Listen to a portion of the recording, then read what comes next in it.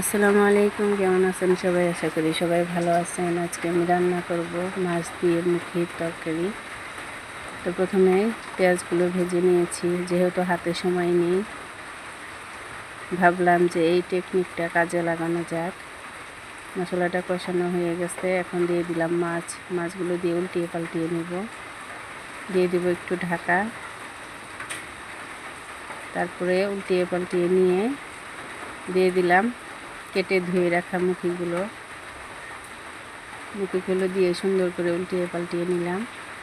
তারপরে দিয়ে দিব ঢাকা কষানোর জন্য।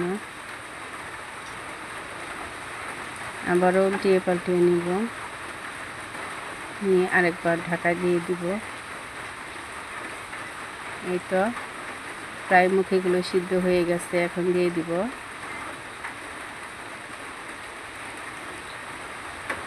পরিমাণ মতো পানিটা দিয়ে সুন্দর করে নেড়ে চেড়ে আবারও ঢেকে দিব সিদ্ধ হওয়ার জন্য। এই তো আমার মুখির তরকারিটা হয়ে গেছে, এখন নামিয়ে নিলাম। যাদের হাতে সময় নেই একেবারে, তারা এই রেসিপিটা এইভাবে রান্না করে খেয়ে দেখতে পারেন।